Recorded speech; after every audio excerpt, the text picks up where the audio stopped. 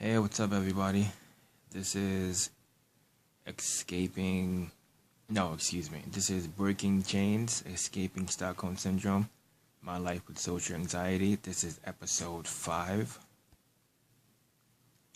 Today is November 26, 2017, 1:38 p.m. on a Sunday. And I woke up in a decent enough attitude. A mood. I was in a decent enough mood. And then not too long ago, I received a text from that lady. And it turns out that she's happy with the guy that she's with. And she's known him for a long time. And she liked him back in the day. And she doesn't know about any second chance with me on account of that. This was to be expected. I didn't expect her to leave her boyfriend to be with me. I didn't expect her to drop everything to be with me. And to be realistic, she said that she doesn't know about the second chance, but she's speaking in the present tense. And what I mean by that is she's speaking now. Who's to say what happens months from now? But, it hurts. It's most likely a situation where she and I will never speak to each other again. And no one ever wants to be in that situation. I liked her. I really wanted to be with her. And it just sucks that social anxiety, something that is out of my control, is something that took something away from me. And maybe I'm just angry, maybe I'm just hurt, maybe I'm just ranting, but I don't understand why a guy who has social anxiety, which is out of his control, will be left out in the cold. But if I were a drunk, or if I were a liar, or if I were a cheater, or if I were an abuser, you know that girls would still be with me. I have known plenty of women who were in relationships with guys who beat them, and they stayed with them for years. I have known plenty of women who were in relationships with men who cheated on them, and they stayed with them for years. Plenty of women who were in relationships with guys who were drunks, and they stayed with them for years. But a guy like myself, who is battling social anxiety, something that is out of my control, and I'm taking the steps to get better somehow, well, I don't have time for you anymore. And yeah, I get it, addiction is horrible, and it takes control of you, but addiction is something that oftentimes you have to initiate. You have to choose to drink. You have to choose to smoke. You have to choose to use drugs. And I'm not saying anything about those who are born addicted. I'm not talking about people who are born to people who drink. You understand the point that I'm making. And even if we were to remove that example, what about those who cheat and beat? What's the excuse for cheating on your partner? What's the excuse for putting your hand on them and hurting them, beating them? And why do these women stay with these men? But a guy like myself who just wants to love you and be happy and give you the world, who has a little difficulty with social anxiety, well, I don't have time for you anymore. And I'm not saying that her new guy is like that. He might be the greatest guy in the world, but it's just the examples that I have seen throughout my life. And in this current example, I was working on it while she was getting to know me. I was working on it, and she still left me. But if I were battling alcoholism, or if I were a cheater, how often do you think she would have left me?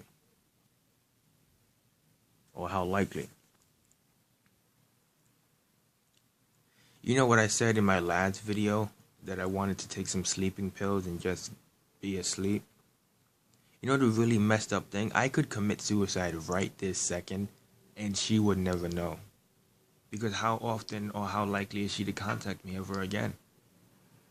How likely is it that she's going to ever text me?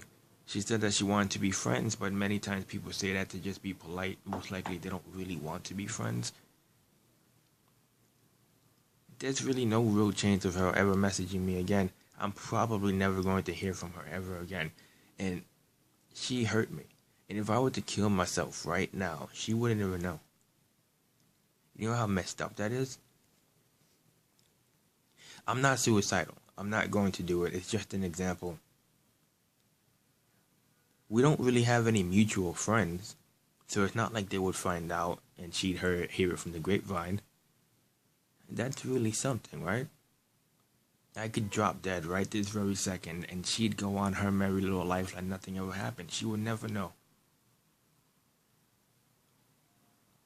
That's something.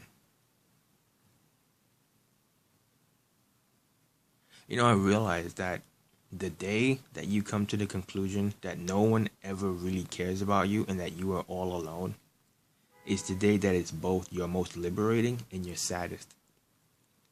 Because it will be sad to know that no one genuinely cares about you. You're really all alone.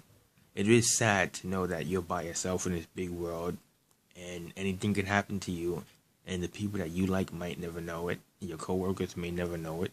The world may never know it. It's sad to think that. But it's also liberating because you can do almost anything that you want and you don't have to worry about hurting anyone because no one cares about you enough to be hurt by your decisions. It's very sad, but it's also very liberating. I love loving, but I don't like when my love goes to waste. And all that I wanted to do was just make her happy and fall in love with her and just be together.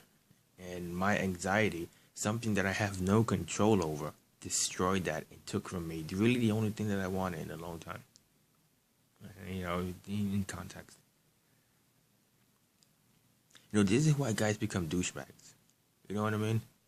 Guys who have the right intentions and their heart in the right place. And they see that guys who abuse and lie and cheat always have a girl on their arm. And we get put into these situations where we're friends with some of these girls. And these girls come to us telling us that he cheated on them or he beat them and they come crying to us and you're like, why are you with someone who hits you? And even if you have the opportunity to leave, if you have your own job and you can get your own apartment, they have that mental grip on them. But why do women allow it? Sometimes it's a choice. I'm not talking about the extreme cases. I'm saying sometimes it is a choice to be with these people. Why? And then guys like myself who have our hearts in the right place and the right intentions, this is what happens to us.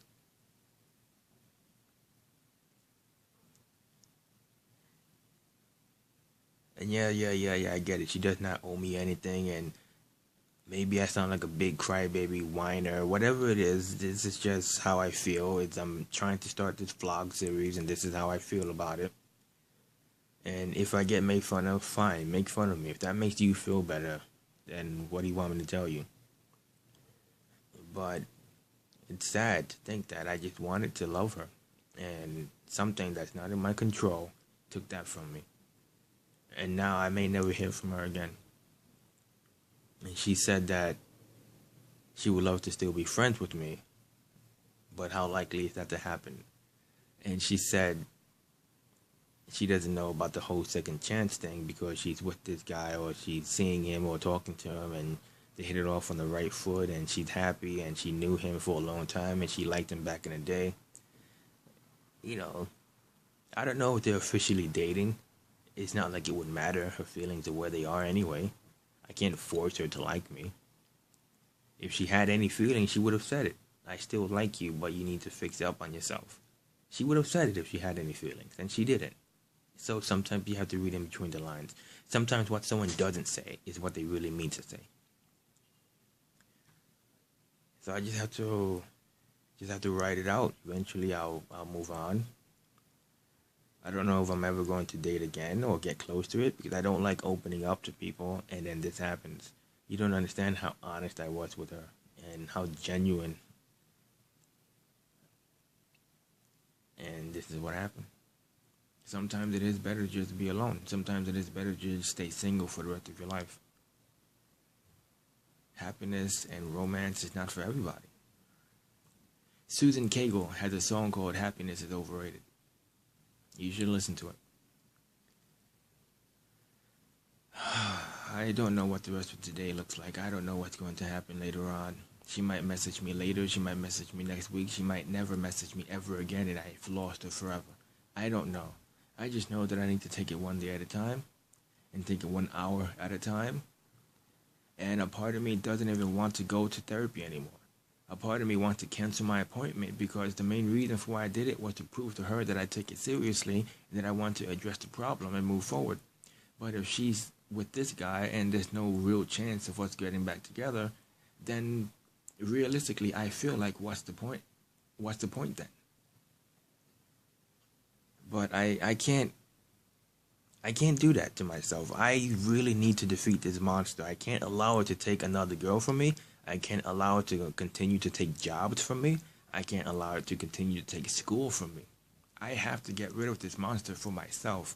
But it does hurt that some of my ambition is not going anywhere because she's happy. And I wish her nothing but the happiest of success. But I wish that she were happy with me. I can keep going on and on. I'm rambling. I'm getting redundant. I'm just hurt. Wish that things were different. It's not even in my control. You understand? I'm being penalized for something that's not in my control. I really don't know what else to say. Maybe I'll record one later. I don't know. Thanks for listening.